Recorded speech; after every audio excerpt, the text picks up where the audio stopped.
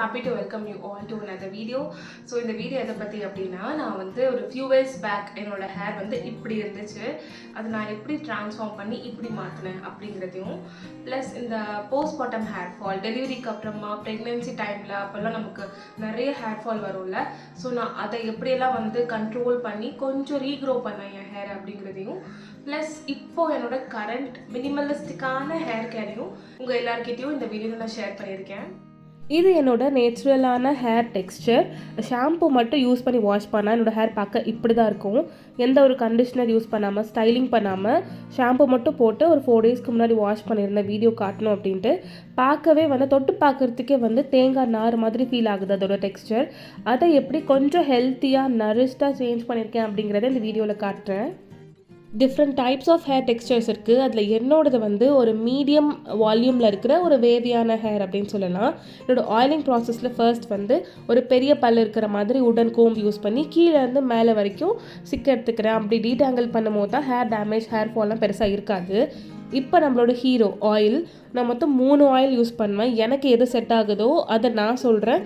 இது எல்லாருக்குமே செட் ஆகுமா அப்படின்னா எனக்கு தெரியல. பால் ஸ்பாட்ஸ்லாம் இருக்குல்ல, கொஞ்சம் சொட்டை விழுற மாதிரி இருக்குல்ல, அந்த இடத்துல கொஞ்சம் கான்சன்ட்ரேட் பண்ணி ஆயில் அப்ளை பண்ணிக்கோங்க. ஆலிவ் ஆயில் தான் என்னோடய ஹீரோ. என்னோடய ஹேர் ஹெல்த்தை வந்து பயங்கரமாக மெயின்டைன் பண்ணுச்சு olive oil. And coconut oil வந்து லைட்டாக நான் யூஸ் பண்ணிக்கேன், எனக்கு அவ்வளோவா செட் ஆகாது அந்த நரிஷ்மெண்ட்காக. உங்களுக்கு எது செட் ஆகுதோ அதை நீங்கள் யூஸ் பண்ணலாம். ஆமண்ட் ஆயில் தான் நான் வந்து 15 வருஷமாக யூஸ் பண்ணிகிட்ருக்கேன். கோகனட் ஆயில் கூட மிஸ் பண்ணுவேன், பட் ஆமண்ட் ஆயில் நான் மிஸ் பண்ணவே மாட்டேன். 3:2:1 அந்த ரேஷியோவில் யூஸ் பண்ணி லைட்டாக வந்து ஹீட் பண்ணிக்கலாம். அப்போ தான் இன்னும் கொஞ்சம் நல்லாயிருக்கும். இதே விளக்கெண்ணெலாம் யூஸ் பண்ணுறீங்கன்னா ஏதாச்சும் ஒரு ஆயில் கூட கலந்து தான் யூஸ் பண்ணணும். அண்ட் முடிஞ்ச அளவுக்கு ரொம்ப கம்மியாக வச்சுக்கோங்க. ரொம்ப எண்ணெய் வலிய வேண்டாம், எண்ணெய் வச்ச மாதிரி தெரிஞ்சால் போதும். இல்லைனா நிறைய ஷாம்பு யூஸ் பண்ணி நம்ம வந்து ஹேர் வாஷ் பண்ணுற மாதிரி ஆகிடும். அது ரொம்ப ஃப்ரிஸ் ஆக்கிடும். ஒரு 20 மினிட்ஸ் கழிச்சு டக்குன்னு ஹேர் வாஷ் பண்ணிட்டு வந்துடுவேன். சைனஸ் இஷ்யூஸ்லாம் இருக்குது அப்படின்னா ரொம்ப நேரம் ஆயிலை சிட் பண்ண வைக்காதீங்க. ஸோ குவிக்காக ஹேர் வாஷ் பண்ணிட்டு வந்தாச்சு. டீப் கண்டிஷனிங் அப்படிங்கிற மெத்தட் யூஸ் பண்ணி தான் ஹேரை கண்டிஷன் பண்ணி ரின்ஸ் பண்ணியிருக்கேன். அந்த மெத்தட் வேணும்னா சொல்லுங்கள், நான் எக்ஸ்பிளைன் பண்ணுறேன். இந்த particular shampoo and conditioner use பண்ணி தான் இப்போ ஹேர் வாஷ் பண்ணியிருக்கேன். ஷாம்பு எண்ட்ஸுக்கு அப்ளை பண்ணவே கூடாது. முடிஞ்ச அளவுக்கு டிஷர்ட் யூஸ் பண்ணி நம்ம ட்ரை பண்ணிக்கிட்டோம் அப்படின்னா ஃப்ரிஸ் ரொம்ப கம்மியாகவே இருக்கும். ஹேர் கொஞ்சம் வெட்டாக இருக்கும்ல, லைக் ஒரு 60% ட்ரை ஆகிருந்து இருக்கும்ல, அந்த டைமில் கொஞ்சம் வெட்டாக இருக்கும் போதே அந்த சீரம் நான் அப்ளை பண்ணிக்கிறேன்.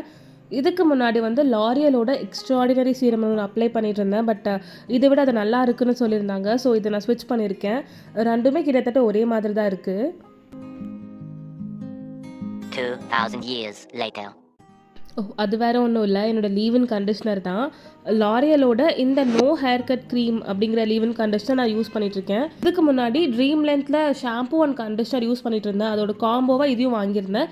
நான் வந்து ஒரு 6 மந்த்க்கு முன்னாடி லேயர் கட் பண்ணியிருந்தேன். ஸோ அந்த பேங்க்ஸ் எல்லாம் வளர்ந்துருச்சு. ஸோ அந்த எண்ட்ஸ்லேயும் மறக்காமல் வந்து நம்ம கண்டிஷன் அப்ளை பண்ணிக்கிட்டு லைட்டாக கோம் பண்ணிக்கிறேன். இப்போ வந்து நான் ப்ளோ ட்ரை பண்ண போகிறேன். அதுக்கு வந்து இந்த அகாரோவோட ப்ளோ ட்ரையர் ப்ளஸ் வால்யூமனைசர் இதே பேரில் அதை யூஸ் பண்ணிகிட்ருக்கேன். ஹீட் ப்ரொடெக்டன்ட் நான் இப்போவே யூஸ் பண்ணிக்கிறேன். பிகாஸ் அந்த ப்ளோ ட்ரையர் கொஞ்சம் ஹீட்டாக இருக்குமோ அப்படின்னு எனக்கு தோணுது. மறுபடியும் ஹீட் டேமேஜ் வர எனக்கு விருப்பம் இல்லை. இது வந்து ஹேர் ட்ரையர் ப்ளஸ் வால்யூமனைசர் அப்படின்னு சொல்லியிருக்காங்க. இதில் வந்து நார்மல் ப்ளோ ட்ரையிங், அப்புறம் medium heat plus high heat, இந்த மாதிரி 3 ஆப்ஷன்ஸ் கொடுத்துருக்காங்க. ஸோ நான் ஃபர்ஸ்ட் ஆப்ஷன் இந்த ப்ளோ ட்ரையிங் இருக்குல்ல, அதை யூஸ் பண்ணிக்கிறேன்.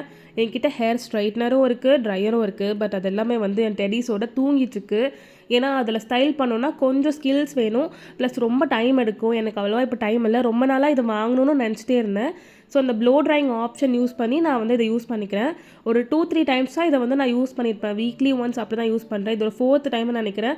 ஸோ அவ்வளோவா எனக்கு ப்ராக்டிஸ் இல்லை. மேபி ப்ராக்டிஸ் வர வர அதோட ஸ்கில்ஸ், அதை எப்படி டேர்ன் பண்ணணும் அப்படிங்கிறது வந்துடும். ஒரு சைடாக எடுத்துக்கிட்டு நான் வந்து ஹீட் ப்ரொடெக்டன்ட் அப்ளை பண்ணி நான் வந்து ப்ளோ ட்ரை பண்ணிகிட்ருக்கேன். இந்த ஹீட் ப்ரொடெக்டன்ட் வந்து நான் அமேசானில் வாங்கியிருந்தேன். எல்லாத்தோட லிங்க்குமே வந்து டிஸ்கிரிப்ஷனில் கொடுக்குறேன். அண்ட் டீட்டெயிலாக டிஸ்கிரிப்ஷன் பாக்ஸில் நான் மென்ஷன் பண்ணுறேன் எல்லாமே. என்னோடய லேயர்ஸ் எல்லாமே வந்து வளர்ந்துருச்சு. ஸோ கீழே வர வந்து கொஞ்சம் குட்டி ஆகிட்டே வருது ஹேரு. மேபி இன்னும் ஒரு 6 மந்த்ஸ் கழிச்சு ஹேர் கட் பண்ணாலும் பண்ணுவேன். அந்த நார்மல் மோட் யூஸ் பண்ணி ட்ரை பண்ணல. ஸோ அது இப்படி தான் வந்துச்சு. அப்போயும் என்னோடய ஹேர் செட்டே ஆகலை, பார்த்தாலே தெரியும். ஸோ நான் மறுபடியும் என்ன பண்ணுறேன்னா, அந்த நார்மல் மீடியம் ஹீட் இருக்குல்ல, அதில் வச்சு ட்ரை பண்ணி பார்க்கலான்னு பார்த்தேன். ஹை ஹீட்டில் ரொம்ப ஹீட்டாக இருக்குது. ஸோ வந்து நான் மீடியம் ஹீட்லேயே மாற்றிக்கிட்டேன். இப்போ நான் கொஞ்சம் கொஞ்சமாக அதே மாதிரி எனக்கு தேவையான அந்த பேங்க்ஸ் எல்லாம் எண்ட் ஆகும்ல, அந்த இடத்துல இந்த மாதிரி ரோல் பண்ணிக்கிறேன். இதை ரோல் பண்ணிவிட்டு ஒரு 30 செகண்ட்ஸ் இல்லை 20 செகண்ட்ஸ் கிட்ட வச்சுட்டு இருக்கிற மாதிரி இருக்குது. அப்படி இல்லைன்னா வந்து டக்குன்னு அந்த ஸ்டைலிங் வந்து போயிடுது. ஃபர்ஸ்ட் நான் ஒரு சைடு மட்டும் ஸ்டைல் பண்ணி காட்டுறேன். ஸோ ஒரு சைடு மட்டும் ஸ்டைல் பண்ணி காட்டுறேன். இது பார்த்தீங்கனாலே தெரியும், அந்த லேயர்ஸ் எல்லாம் வந்து ரொம்ப நல்லா கேர்லாகி வந்திருக்கு. லேயர்ஸ் எல்லாம் கொஞ்சம் வளர்ந்துருச்சு, அதனால அவ்வளோவா தெரியல. ஸோ ஸ்டைல் பண்ணாத சைடுக்கும் ஸ்டைல் பண்ண சைடுக்கும் ஒரு டிஃப்ரென்ஸ் நல்லாவே தெரியும் அப்படின்னு நினைக்கிறேன்.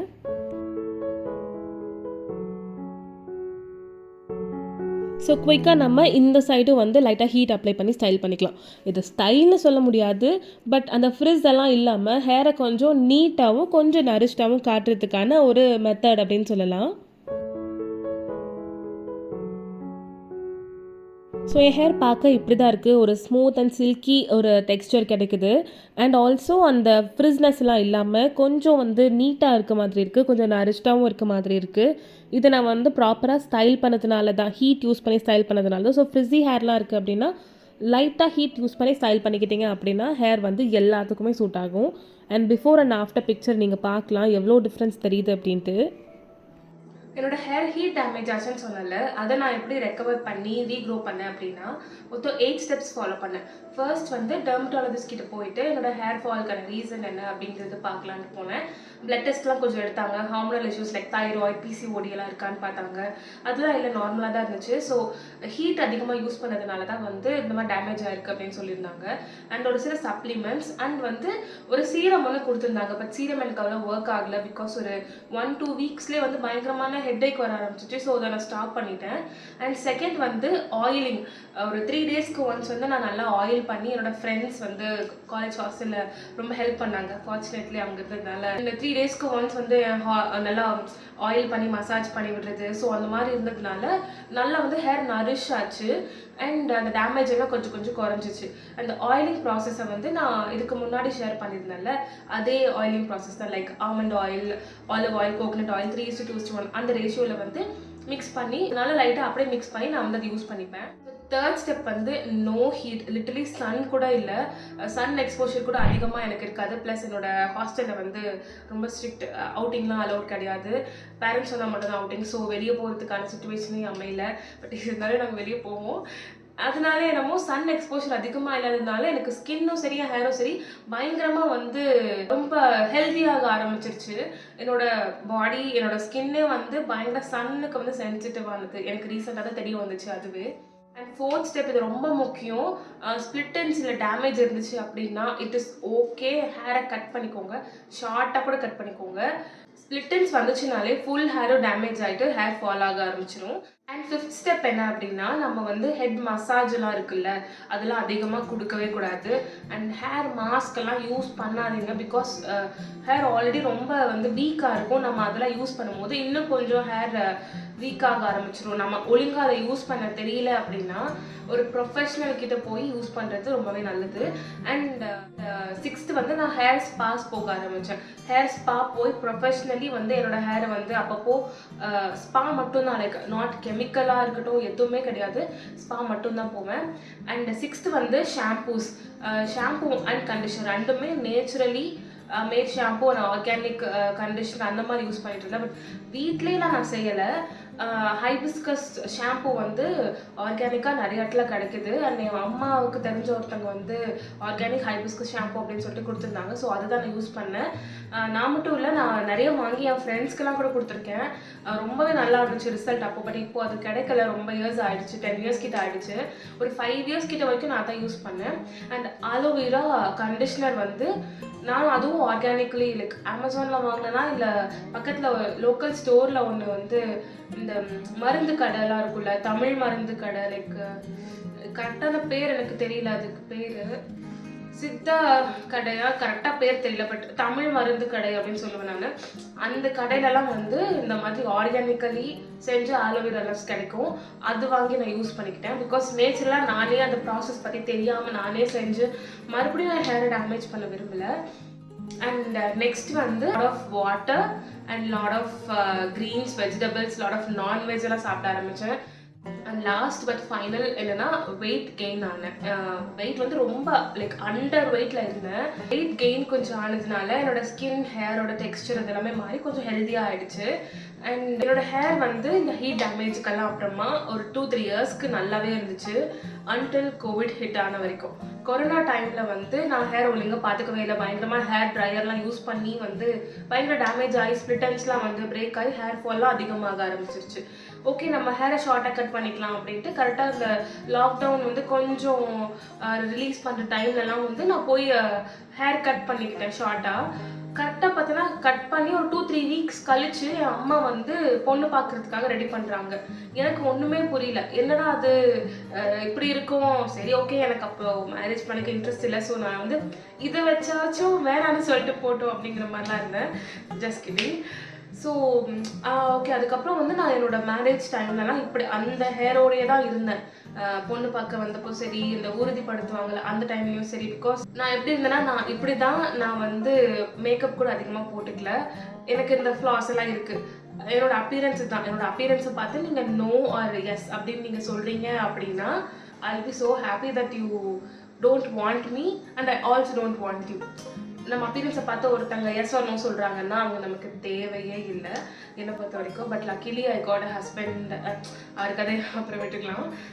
ஓகே, அவருக்கு அது பெருசாக எதுவுமே தெரியல. அண்ட் எனக்கும் வந்து இந்த ஃபிசிக்கை பற்றிலாம் நான் பெருசாக கண்டுக்கவே இல்லை. பிகாஸ் தான் சொன்னேன், நம்ம ஃபிசிக்கை பார்த்தோ அப்பியரன்ஸை பார்த்தோ ஒருத்தங்க எஸ் ஆர் நோ சொல்கிறாங்கன்னா அவங்க நமக்கு தேவையே இல்லை. அதுதான் என்னோட பாயிண்ட்டு. இது நிறைய பேர் டினை பண்ணால் நிறைய பேர் ஒத்துக்கலாம். ஸோ அதுக்கப்புறமா அந்த மேரேஜ் ஒரு 3-4 months கிட்ட இருந்துச்சு. ஸோ அப்போ வந்து நான் ஹேர் கேர்லாம் பண்ண ஸ்டார்ட் பண்ணிட்டேன். லைக் ரைஸ் வாட்டர் யூஸ் பண்ணுறது, ஆனியன் ஜூஸ் யூஸ் பண்ணுறதுன்னு யூடியூப்பில் பயங்கரமாக வந்து ஹேரை வந்து நம்ம சரி பண்ணான்னு வரும்ல. ஸோ எல்லாமே நான் ட்ரை பண்ணேன். பட் பெருசாக எதுவுமே ஒர்க் ஆகலை. ஸோ நான் வந்து இந்த ஒரு ஹேர் மாஸ்க் ஒன்று வாங்கியிருந்தேன். அது எனக்கு ரொம்பவே யூஸ்ஃபுல்லாக இருந்துச்சு. ப்ளஸ் இந்த ஹேர் மாஸ்கோட சேர்த்து வந்து இந்த ஹெட் கேப் ஒன்று, ஒரு ஸ்டீம் ஒரு ஹீட் வரும். ஸோ அந்த ஹேர் மாஸ்கோட இதையும் சேர்த்து யூஸ் பண்ணேன். ப்ளஸ் வந்து சம்டைம்ஸ் வெளியே போகணும், அப்போ வந்து ஸ்டைல் பண்ணணும் அப்படின்னா இந்த ஒரு ஹேர் ஸ்ப்ரே கூட யூஸ் பண்ணேன். பட் எனக்கு அவ்வளோவா இது யூஸ் பண்ண தெரியாததுனால சூப்பர்பாலாம் இல்லை. ஜஸ்ட் ஒரு half a day ஸ்டே ஆச்சு. அதுக்கப்புறமா வந்து இது ஸ்டே ஆகலை. அதுக்கப்புறம் பார்த்தீங்கன்னா நான் ப்ரெக்னென்ட் ஆகிட்டேன். கல்யாணம் ஆகிட்டு ஒரு 6 months கழிச்சு ப்ரெக்னென்ட் ஆனதுனால அதுக்கப்புறமா இந்த ஹேர் மாஸ்க், இந்த எந்த ஒரு கெமிக்கலி நெயில் பாலிஷ் கூட நான் யூஸ் பண்ணல.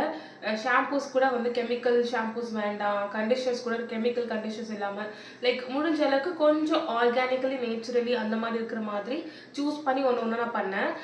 ஸோ அதனால் நான் ப்ரெக்னென்சி டைம்லையும் சரி, டெலிவரி டைம்லையும் சரி, மனனுக்கு 1 வயசு ஆகுற வரைக்குமே என்னோட பாடியை பற்றியோ என்னோட ஹேரை பற்றியும் நான் பெருசாக கண்டுக்கல.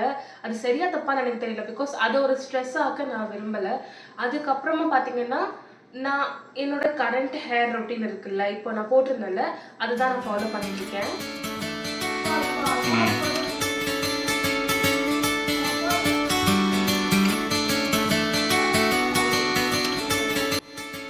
வீடியோ உங்கள் எல்லாருக்கும் பிடிச்சிருச்சு அப்படின்னா மறக்காமல் லைக், கமெண்ட் அண்ட் சப்ஸ்கிரைப் பண்ணிக்கோங்க. உங்கள் எல்லாரோட கமெண்ட்ஸும் எனக்கு அவ்வளோ மோட்டிவேட்டிங்காக இருக்குது. இது என்னோட இன்ஸ்டாகிராம் ஐடி. உங்களை நம்ம கேட்சப் பண்ணணும்னு நினச்சிங்கன்னா என்னோட ஐடி இதை ஃபாலோ பண்ணிக்கோங்க. இதே மாதிரி இன்னொரு வீடியோவில் பார்க்கலாம். Until then, have a good day all.